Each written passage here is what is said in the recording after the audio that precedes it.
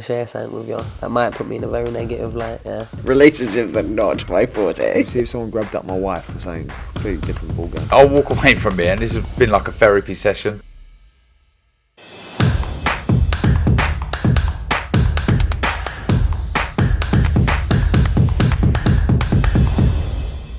Razban IFL TV proudly sponsored by Everlast. Another great night of boxing with me, promoter Ben Shalom. Ben, how are you feeling? Yeah, very good. Obviously, long night. We started at 4:30. Long night of boxing, but really happy for Tyler Denny, Zach Shelley.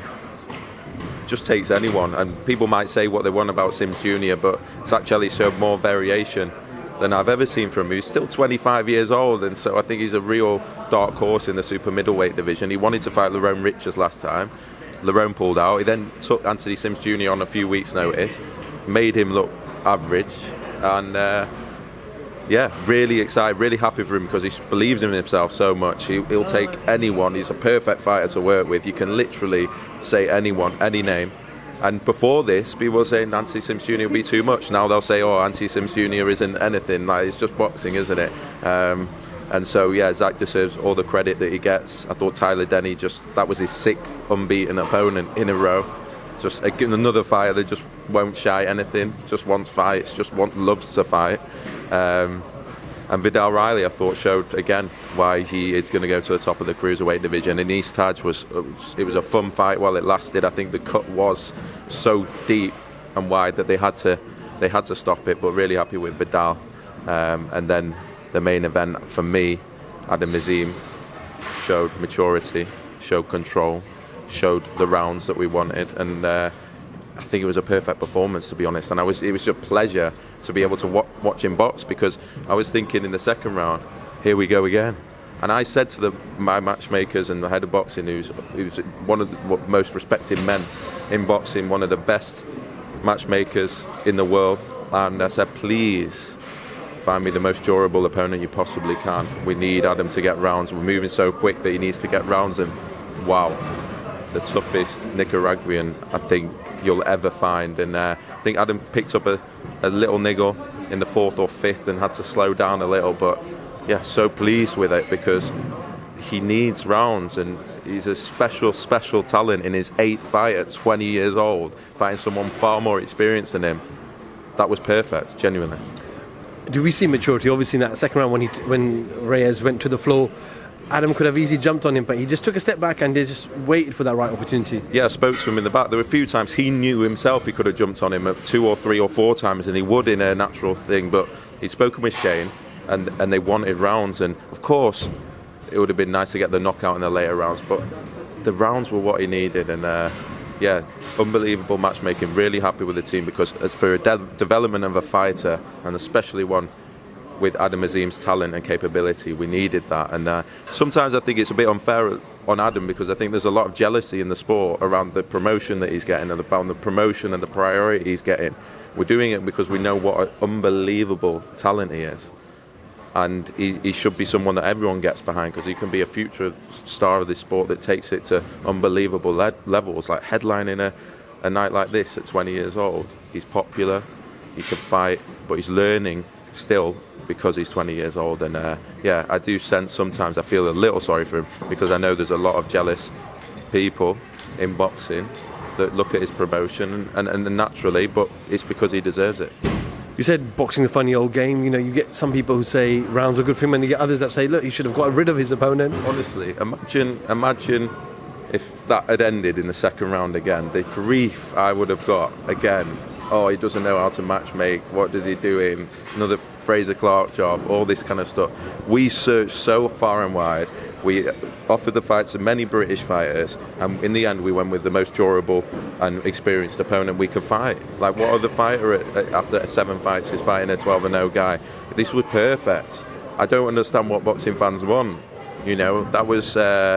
Look, boxing, I think a lot of boxing fans are behind it. I'm just saying it's a boxing typical way of it's one extreme to another. And I think for me, I'm looking around at the team and we're all absolutely delighted that, one, we got to enjoy Adam Azim box for once over a long period, and we also got the rounds that he needs, because he's moving quickly, and we want him to get these rounds now. And I think genuinely, in 6, 12, 18 months' time, we'll look back on that fight as one of the most important, if not the most important, of his career. You said he may have a niggle, so that may delay him fighting quite quickly, quite soon. So you're just going to wait for the results, I guess, first. Yeah, we'll assess it early this week. Obviously, we want to get him out straight away. We want to keep him active, we want to keep him learning. But yeah, he's picked up something there, and we'll see. I don't think it's anything too serious. But yeah, just delighted with him, delighted for him, and delighted for his family as well, who all wanted him to see him do rounds. They've never seen him box before, because it's usually 1 or 2 rounds and that's it.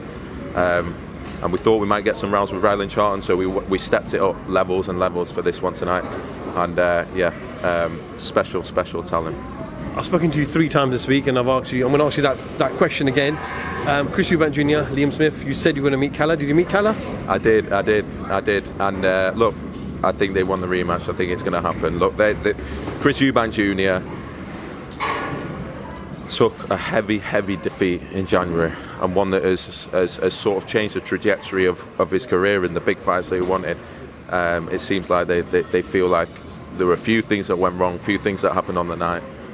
And it is, it is good, I think, the rematch, if I'm honest, because of when we made that first fight, if you remember, people were like, surely not box office, Liam Smith's not a big name, the casuals don't know it. Casuals know who Liam Smith is, he's just knocked out Chris Eubank Jr. I think it'll be an absolutely huge rematch. I think there'll be so much interest in what Chris does differently and why he wants to take this rematch, and I think he'll answer those questions.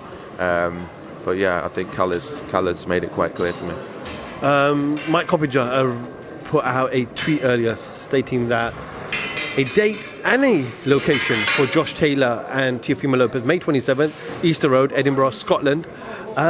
Just want to get your reaction to that. Looks like the fight's almost signed and sealed. Yeah, I mean, I'm reading it like you are. I mean, it was only a couple of weeks ago we were doing the gloves are off with Cattrall Taylor, and we were about to announce the fight, and I took everything at face value, and we moved on, and we were waiting for a rescheduled date after Josh's injury. So, look, I'll catch up with the team on Monday and see where we're at. I think we're as confused as us. But I can't comment on that yet. All I think is I'm going to save my comment for when I know exactly what's going on. All I know is Jack Cattrall not only was waiting from this time, has been waiting 12 months for this rematch, and the Josh wanted and Top Rank wanted, and he's waited his whole career, and now he's signed a contract for a fight. And then just as I've never had that before, just as we're about to announce it, we don't announce it. But let's see. I think a lot will be revealed, and then I'm sure it will all make sense. Ben, sorry, I was going to push you on this. Just follow up on this. If that fight does go ahead, and you knew that Josh Taylor was available towards the end of May, would you have not put Cattrall on the Manchester card on the 25th of March and just waited for May? No, we got clearance from Top Rank for Jack Cattrall to fight, and they said as long as it doesn't push back the date with Josh, which we were hoping for the end of May, but we were actually told it probably won't be the end of May, it'll be June earliest. As long as it doesn't push back that fight, then we're okay. But yeah, we got clearance for that fight. So as I say, look, I've not spoken. We've had a fight this week. I've not spoken to Top Rank yet personally, and so we'll see on Monday what the situation is. Well, Josh put a tweet out, and he put a lion doesn't concern itself with the opinion of a sheep. Everyone's saying that's a reaction to the Jack Cattrall tweet. Again, I'm miffed by the situation. They've agreed to fight each other. They signed contracts. I'll have to check that on Monday. But yeah, Jack Cattrall deserves that fight. Everyone in British boxing wants to see that fight. Moving quickly to your cruiserweight division, I just spoke to Chris Smith. Jay Opatai put a tweet out stating that if you want to fight me, if you want the belt, come to Australia. Chris is like, listen, I've just built a fan base and promised them that I'm going to bring a world title here. So we know Badu Jack's fighting Makabu in a couple of weeks' time. So you've got an option there with Badu. Maybe Badu might come over if you offer him the right amount of money. But would you travel to Australia with Chris Billum? No, here is where it's at, and Jai will come here, I'm sure. But he's got his mandatory that he's got to fight against Master Nat. That was meant to happen in March. I think it will happen in mid-April. Opatai will fight over here, I'm pretty sure. But he's got to get his mandatory out the way. And so in the meantime, we're having to think, do Richard and Bill and Smith have to get it on? and that's what we're looking at right now whilst we wait. Ben, just finally, life is short. You just don't know sometimes if you're going to see someone the next day. One of our colleagues, someone very knowledgeable in the sport, who's been with us a very, very long time, very knowledgeable, was at the anti-Joshua and Jermaine Franklin press conference on Thursday, and on Friday he sadly passed away. Saw your tweet, and everyone tweeted. Sky did a nice tribute today. Just kind of want to get your thoughts and reaction to that. Just shocking. Ron, when obviously I got my promoter's license when I was 23 years old, and Ron Lewis was one of the few journalists that was just so consistent, so supportive. Never one of those journalists that will try and be your best mate and try and do this and try and do that to get just a proper, true boxing man that was always at the shows, that was everywhere, that just wanted the sport to succeed, that covered the stories, was so knowledgeable and was just a gentleman to us, made us feel so good. And when you have Ron Lewis in a press conference, you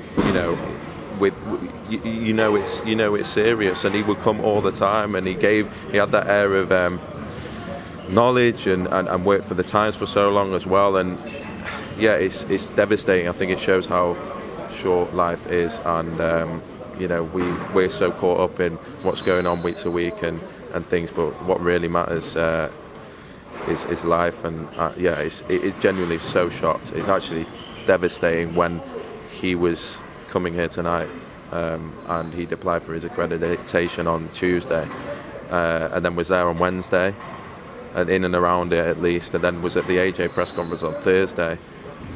Absolutely shocking, and then just shows it can happen to anyone. And our thoughts are with him. We're still in shock, but yeah, maybe it will teach everyone to be a little nicer to each other. And I think this is when the industry comes together, because he was a true gentleman and someone that we'll really, really miss, because there's not many proper boxing journalists left, and he certainly was one. Yeah, I echo those words, and our thoughts go out to his, two young, very children and his wife. Ben, appreciate a little bit of time. I know it's very late, and we'll catch up with you very soon. Cheers, mate. Thank you. Ben Shalom, IFL TV. Thank you very much. Saying completely different ballgame. I'll walk away from here, and this has been like a therapy session.